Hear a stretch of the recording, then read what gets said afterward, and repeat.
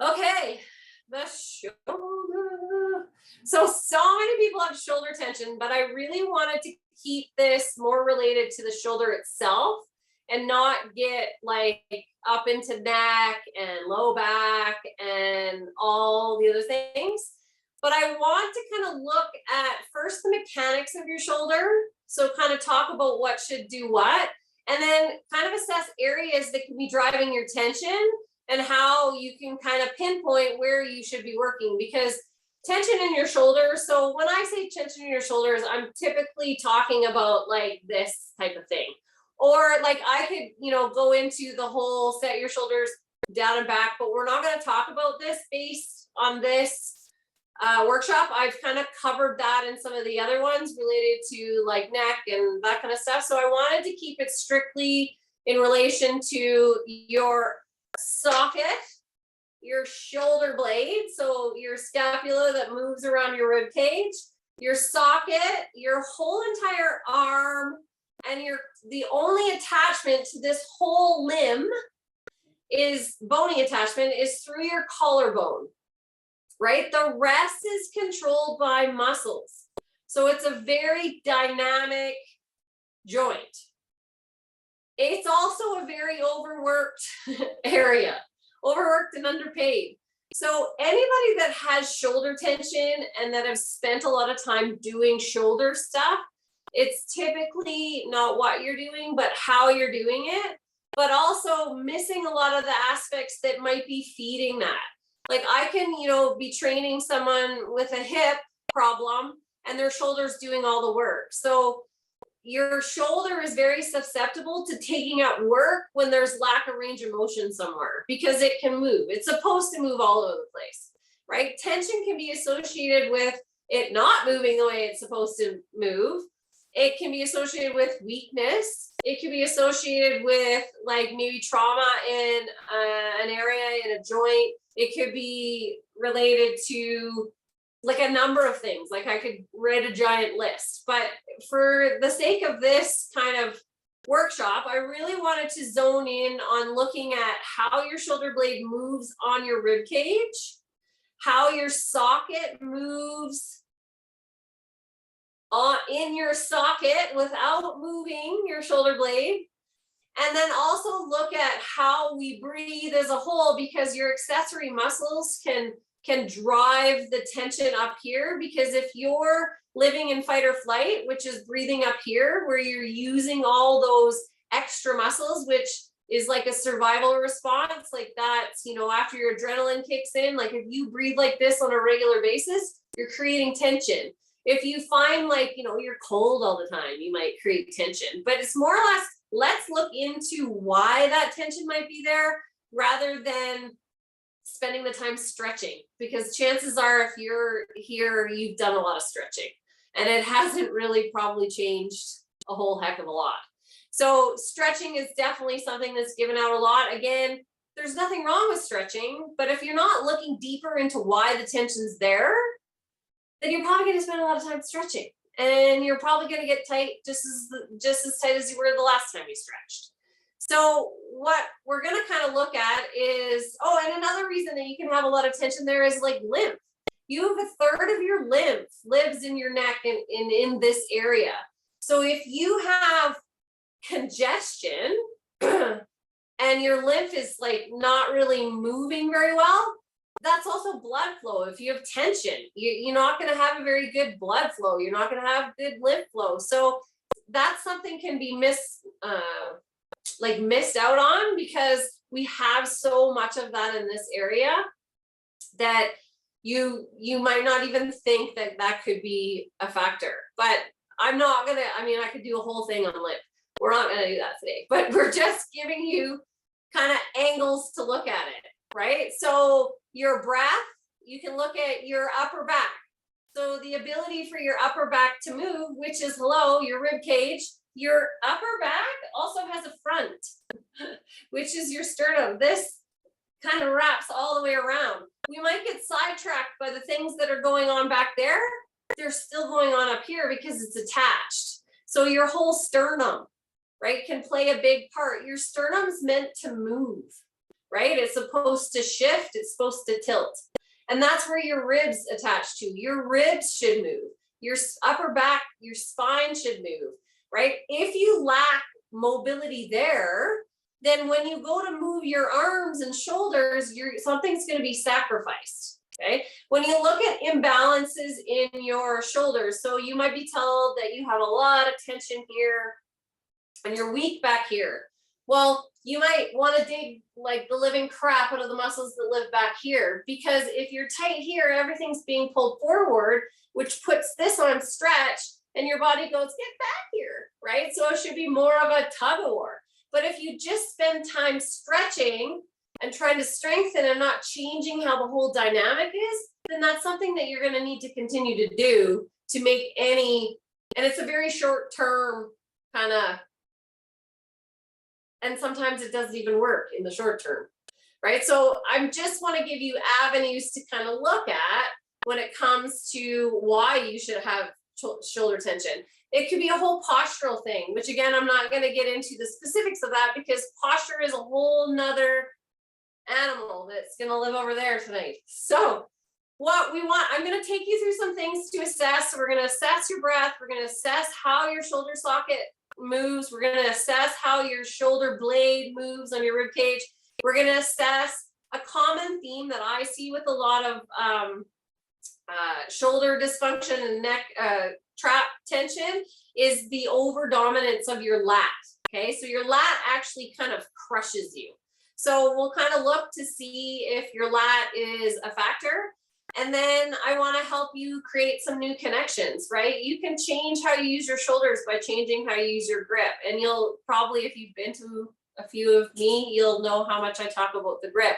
But I'm going to talk about different ways. I talk about pinky power, where it changes how you move, right? But the whole idea behind creating a balanced system when it comes to the dynamics of your arm is to get you out of the amount that you want to live up here. Okay. So if you kind of like a good thing you can assess where a lot of people don't is there's a hole right here at the top of your sternum.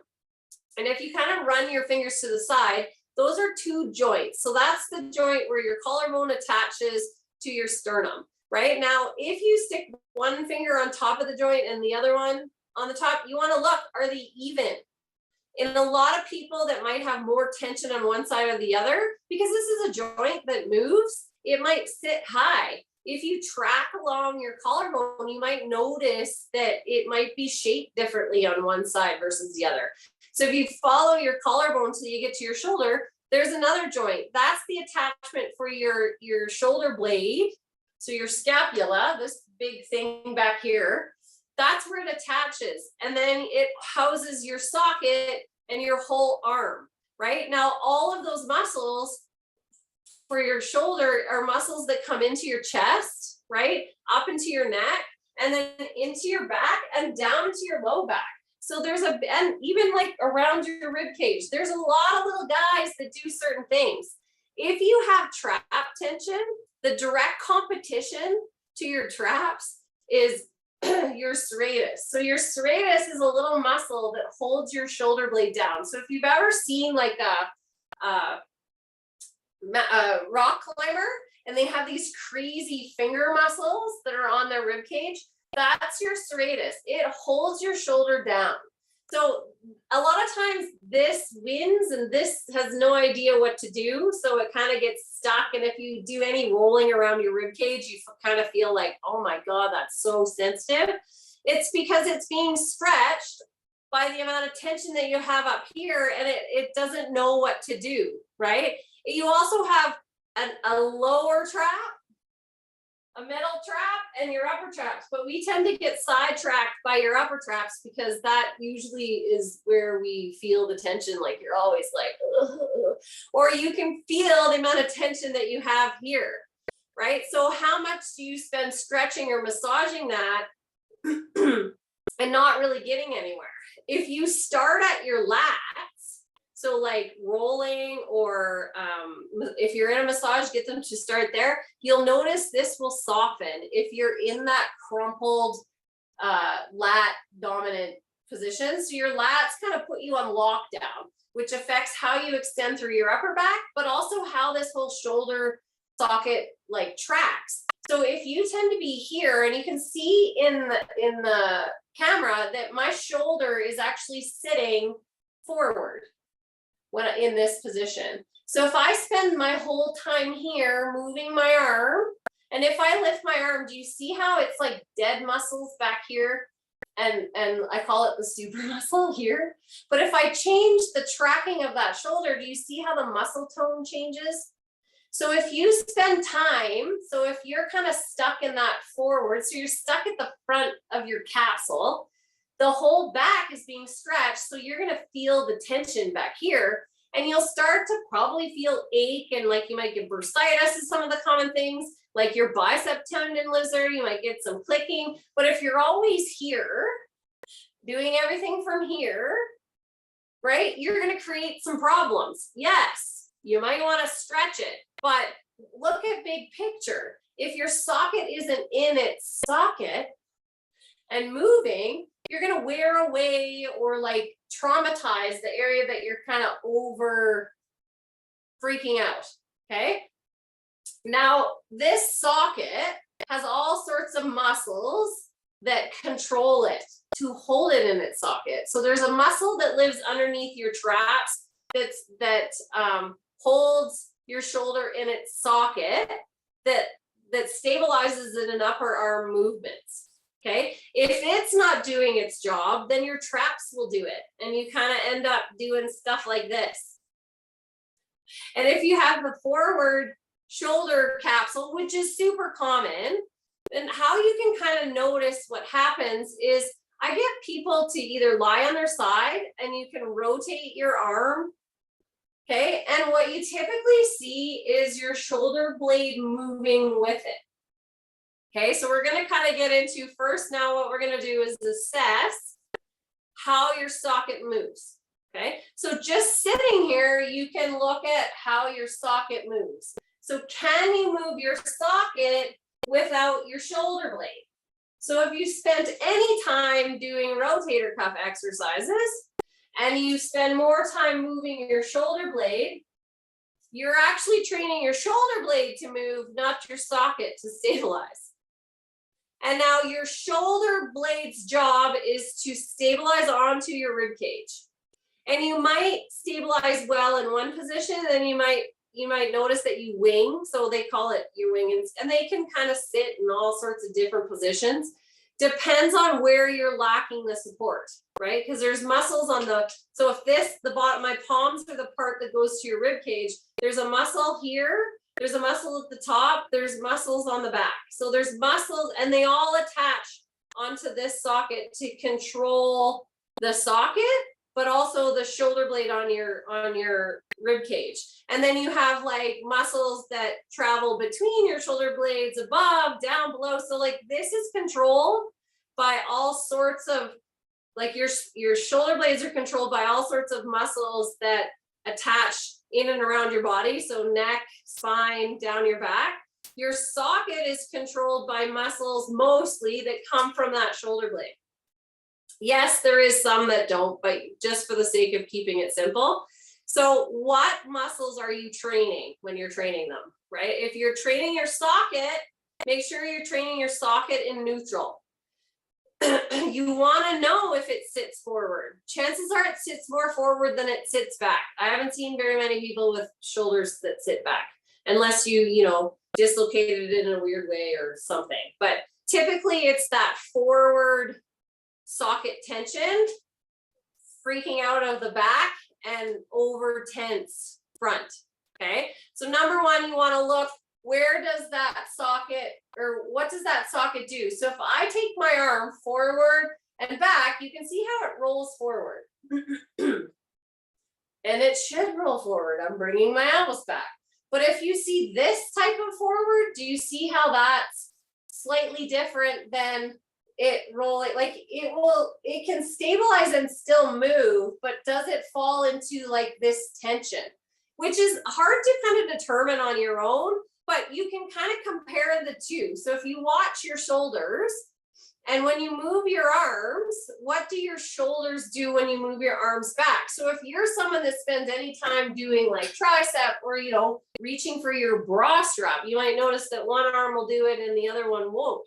Well, chances are there's a difference between how your sockets are moving. I just realized I have my heater on, so you guys are probably going to get some humming in the background.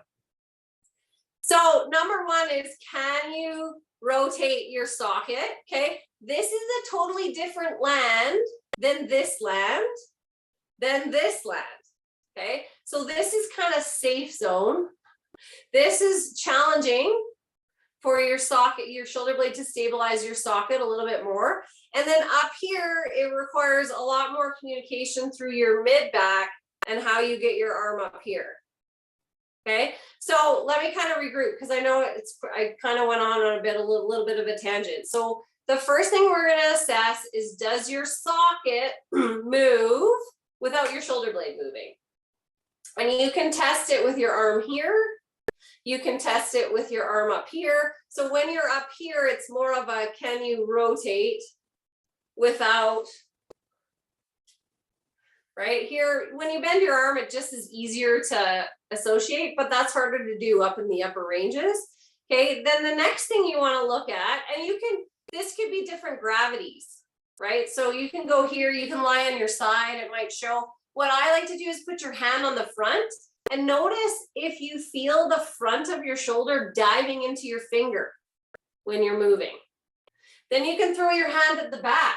Do you feel your shoulder blade moving? Right? And you'll probably feel, if your shoulder blade's moving, you'll feel your whole body move if you're doing one side. You can also do it lying on your side, so it's easy, right? Another test is like go into a side plank. Chances are you're gonna feel that socket sitting there. And then if you rotate your body so that you actually centrate, so you center that socket on your shoulder blade, you're gonna feel that it almost like it disappears. So if you rotate your body so that you give it communication to your shoulder blade, you'll notice that your front of it won't be so pronounced. And you're gonna feel stability happen from back here, right? That's a bigger test. Okay, now we've kind of looked, so you always wanna look at, if you're spending any time doing rotator cuff stuff, check in. Are you training your shoulder blade or are you training your socket? Because one should always be stabilizing while the other one moves. And it really just depends on what part's moving and what part is stationary. So for this, like the part that's moving is my socket. If I was here, this part would be stationary, then I'm actually moving my shoulder blade around my socket. So my shoulder blade is doing the moving because this is stationary. So sometimes your body doesn't know how to communicate keeping that stable. So if you change how you're creating that movement, so like a side plank where you're moving your body around your arm, that's just another way to train it. And it really depends on the person as to which way you go. Okay, now your shoulder blades themselves should sit into your rib cage. They should travel up and down, in and out, and they should also tilt, depending on what your arm's doing. Okay, now a really good way to test that is, I call this the clock. And you can put so this, if you have any tension here, is hard because you're gonna feel the tension through here. So if you slightly change your body to being here, it's a slightly different exercise. Okay, you're also gonna find out if you have tension in your hand. But we want to keep your arm straight just for the sake of trying to get your shoulder blade to move. So what you're going to do is take your shoulder. So I should probably show you one closest to you, right? So if you're here, I'm pushing into the wall so that my shoulder blade comes in contact with my rib cage. So if I'm like hanging like that, that's like there's no communication to my core and my shoulder blade. So you want to actively give yourself a push. Once you're there, can you shrug your shoulder up? And can you push your shoulder down? Can you shrug it up? Can you push it down? So this is checking to see if it moves up and down. Okay. Can you move forward and can you move back? Okay, so forward would be that pushing. And then can you bring your shoulder blade towards your spine? Again, you're noticing, like, what are you doing with your body? This part shouldn't change. If you're out to the side like this, if you go up and down, when you go down, you're going to feel the nervy stretch because there's so many nerves and tension in here. So, and you're going to feel the bicep tension. So don't be alarmed by oh my gosh, that's tight, because you're just moving into that tension. So you can even dial it off a little bit. But can you bring your shoulder blade up? Can you bring it down? Can you bring it forward? Can you bring it back? Okay, so this is you moving your shoulder blade with the with contact through your hand.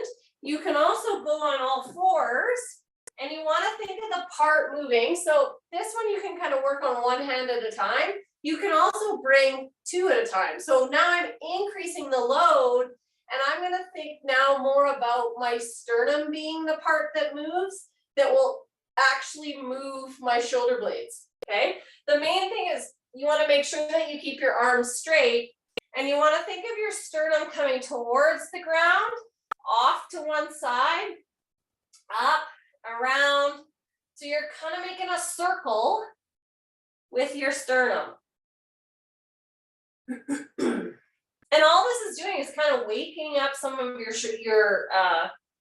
shoulder blade. You're also your socket. You're kind of getting everything, and your core, right? So you're gonna do circles in both directions, and don't think too hard about it. But the hard part is for most people, they want to do this, right? So you want to keep your arms straight so that it's your rib cage is moving. That moves your shoulder blades. This is your rib cage is stationary, your socket is stationary, and you're moving your shoulder blade. Okay, this is moving your socket. This is moving your socket, right? It requires shoulder stability to get freedom and movement of your socket. And the higher your arms go, the more stability you need from your shoulder blades. Okay, and commonly what happens with people with shoulder tension is these become solid, because when you lose stability of your shoulder, you lose, or of your shoulder blade, you lose range of motion of your socket. So when you go to lift your arm, it becomes everybody going up, which is one of the reasons why that lat goes, no, get back down here. And you almost get stuck in this. And then you start to create your movement in the front, like I talked about before, because you can't get back here because you're on lockdown.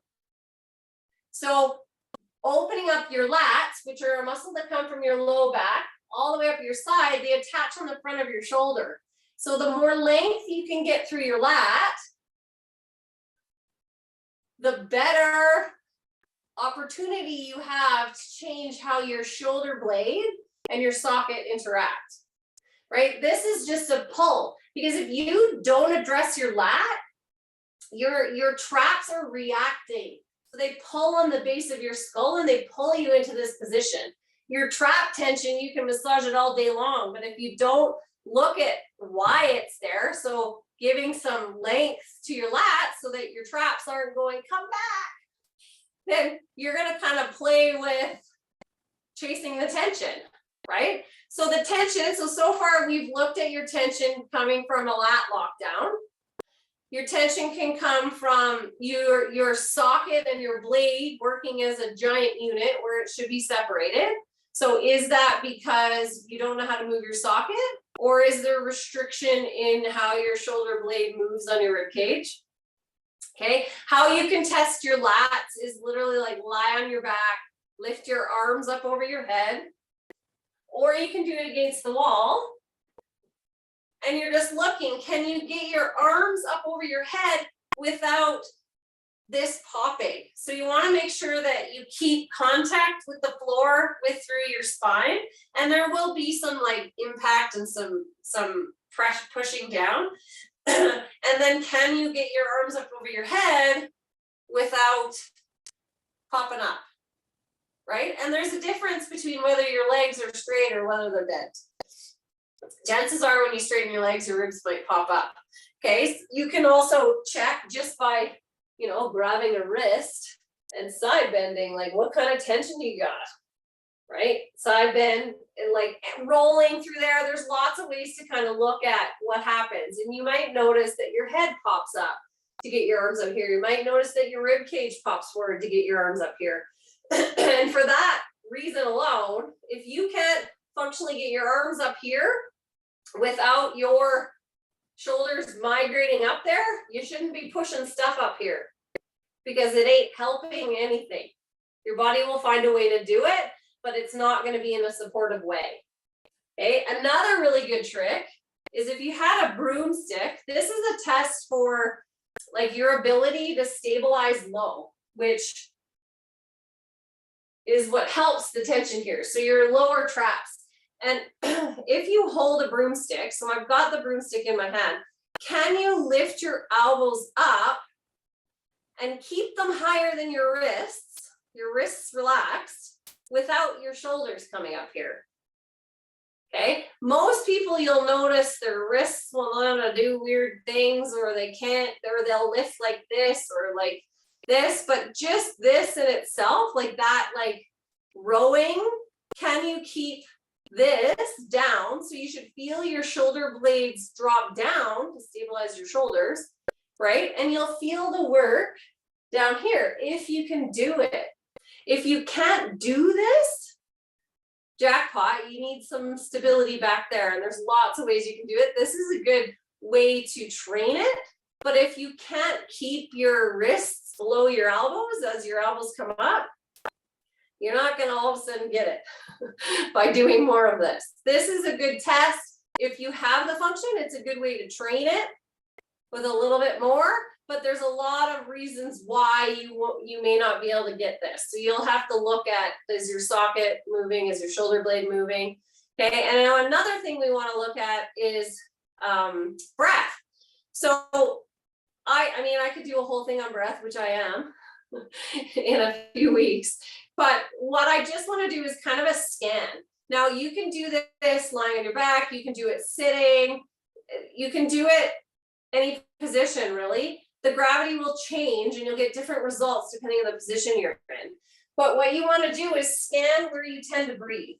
So wherever you put your hands, you want to bring your breath there. So if I put my hands at the top, I'm going to breathe high.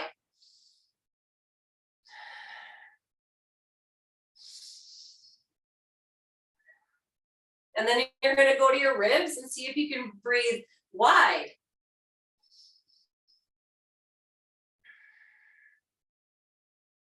And you might notice that you keep breathing up here. There's another reason why you might have tension there, because if you spend most of your day breathing up here, then it adds stress to an already stressed system, right? You want to kind of do the hamburger hold where you put one finger to the front of your tummy and one to the back, just at the top of your pelvis. And you want to try to breathe low and wide and towards the back. And most people can't do that. They might really breathe front and they don't know how to get back.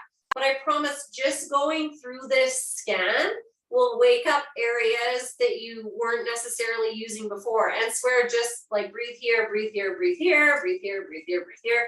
And it'll change just by doing that. Another thing you can do, which I haven't touched on yet, is change your grip. So if you're someone that has shoulder tension and you're going to the grocery store, pay attention to how you lift stuff. Okay, the biggest impact that most people have is if you pick things up from your pinky and your index finger first. So it's a matter of like literally grabbing it from here first. It will change how you're using that shoulder. Most of us pick things up through our pinky and or through our thumb and index finger, and you'll notice the tension that it creates. Okay, it doesn't always make an impact, but 99% of the people that I've shared that with, it has. So it could be as simple as grabbing things with your pinky, right? Other things you can do is changing your grip altogether. The pinky connection is a connection to the power, the back of your shoulder. right? So if you're doing any sort of exercise, like lifting your weight that way can change it. Lifting a heavy pot can change it. So just building it into your life. If you're sitting in your car, grab your steering wheel. You'll notice that it'll help the tension you have in your neck if you create pinky grip. Now, there is some people that doesn't work with. You can try to play with your thumb and index finger, so it's more of a gathering grip, right? You might want to try just more awareness with your middle finger, right? All of these interactions in your hands changes the proprioception and the connection from brain to shoulder. So playing with your grip can tell you a lot. Like certain instances, like I might need more internal rotation support. So that's thumb and index finger. If I need more external support, it's more pinky. The majority of us need more external power, but we still need the internal depending on the situation. So don't be afraid to explore, and then you pick the one that works the best, that feels the best. Okay, so we went through, we assessed our breathing. Now, just doing that is also a connection, right? You can also pay attention to when you're feeling really tight, where's your breath? Okay, are you like this? Putting your thumb to pinky will change your breath. So just pushing those together will change your breath to low. So that can be a way of just changing it. Like I have a few clients just walk around like this. It's our secret handshake. Right? You can look at your lat. Is it locking down? You want to look at how your shoulder blade moves. You want to look at how your socket moves, right? Changing your grip can change how you use your shoulder. So just applying that to some of the things that you already do, right? Now, I wanted to give you one thing that I find is super impactful, because how you move through your spine directly affects how you move your shoulder blade and how you can stabilize. So if you're really restricted through your rib cage, right, that can affect your breath, it can affect your mechanics, it can affect your core. So this is a really quick thing that you can do to open things up. And it's a combination of getting your shoulders out of it. So you're gonna give yourself a big hug so that your shoulders aren't doing the work. You're gonna have your feet about shoulder distance apart. And you're going to pay attention. You want to make sure that you're not like shimmying through your hips like this as you go to rotate, but you're going to rotate your upper body as far as you can. So not so far that you start to twist through your bum. So you want to keep rather equal weight over your bum, but don't think too hard about it. But you're going to rotate as far as you can. Okay. Then once you're there, you're going to side bend towards the side that you've rotated towards. So you want to create length on one side and kind of like a contraction on the other.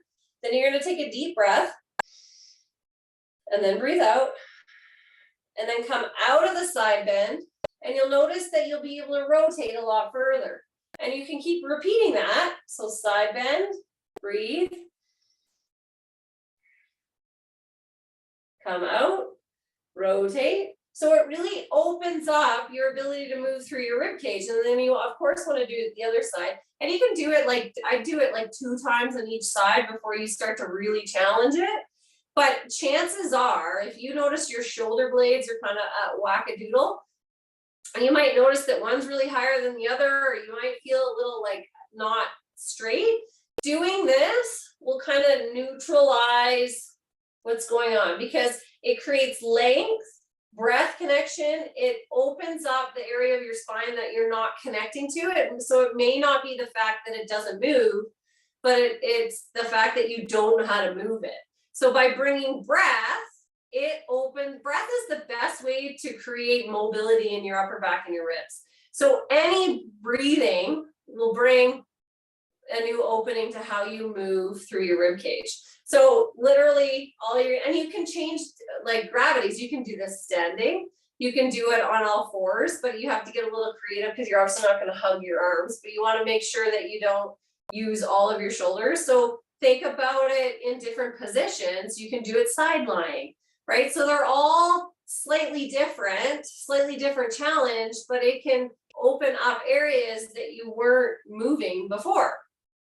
Okay, and again, this is connection and integration. This is anybody that sits at their desk. This is a good one. because it opens up, gives you freedom of your ribs.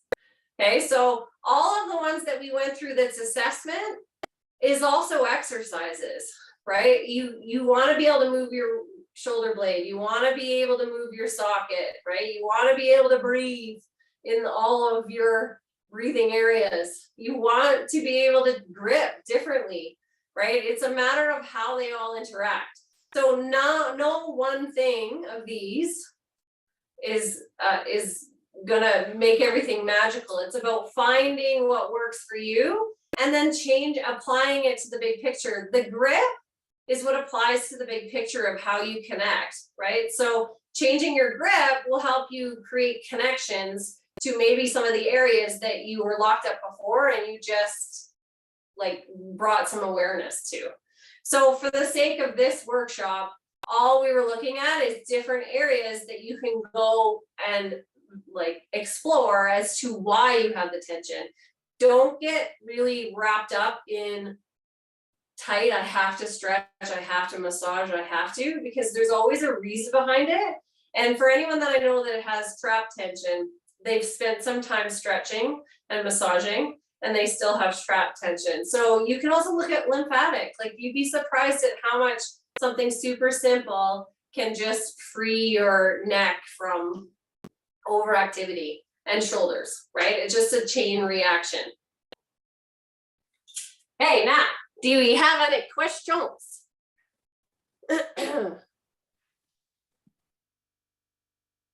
Wow, there's so much there. I mean, it's just so much.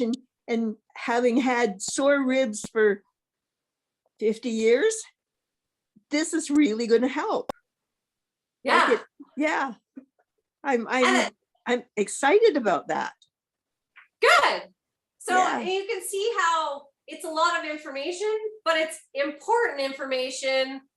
And it's just giving you tools to kind of look at. And like one day it might be one tool and the next day it might not. Mm-hmm. Right. But you can see how your rib cage and how your shoulder blade and shoulder neck all interact. Yeah, it makes so much sense. Remember I had that sore arm and since I started doing the exercises that you gave me last time I visited, that's gone away. And I think one of them was the best one was on my hands and knees doing the square and the triangle. And yeah. Basically it's the same kind of thing. Yeah, now do the circle. I will, absolutely. I'm excited to try that. Yeah. Yeah, so like one of my clients came in, she's like, her shoulder was frozen, like it wasn't frozen shoulder, but like she, it didn't bother her in the day, but she couldn't like reach for things or whatever. And she was so like glued, and she's had massage, it made it worse. She's had chiro, it made it worse. I was like, I'm not touching your shoulder. And we did the circles and the rib cage one, and her shoulders leveled out. Her traps like dropped. I was like, wow, that's great. Not always will that be the case, but I was like, hey, we got to look away from what hurts and like, let's look at how it's interacting with other things, because I could have easily got like down that tunnel of like, oh my God, you're so tight here, you're so tight there. But knowing that people had already addressed it and it didn't help, I was like, I just something in me was like, hey, I'm going to explore, which is what fed this workshop. Mm-hmm. No, I think it was really, really interesting. Thank you. Good. I'm always like, it's the struggle between keeping it simple, but it's also important information. And I know there's things I'm missing. So like if a practitioner watches this, oh, she didn't talk about this, she didn't talk about that. But it's like people can only take in so much. And it's just like, yeah, there's a lot of other things that interact. But for the, the grand scheme of things, this is what you want. And it's like everything else. You learn what you're capable of absorbing in a moment, and you keep going back over things and getting at them in different ways and looking at them in different aspects, and it all melds together and it works. But don't fret about what you didn't do today. You did a lot. Yeah. And I'm more worried about giving too much and overwhelming, mm-hmm. because I could bring it, but I feel like I need to cover the big picture, and then I can zone in on the little bits where we can really zone in on that.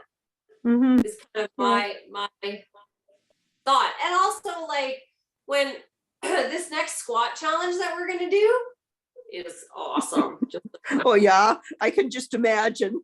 and it has My nothing to do with No, like, no. it has nothing to do with like a million different kinds of squats, right? It's just looking at the mechanics behind what a squat requires, and you work on the things that you need, and you forget the parts that you got. Yeah. Mhm. No, I'm looking forward to that. Yeah, and And- then we and- all do it as a group. Yeah. So I'll save this for tomorrow. Well, ask me if you're not going to be there. Well, I think I'm going to be there. I think I'm going to be too tired tomorrow to do anything. Well, just send me a note and I'll cover it. So Okay, send me all what right. you want to ask me. Okay. Yeah. Okay. All right. Okay. Sounds good. I won't keep you any longer. Okay. Thank you so much. This was You're really welcome. good. Thanks for giving me someone to talk to. You're welcome. We'll talk to you soon. Bye. Bye.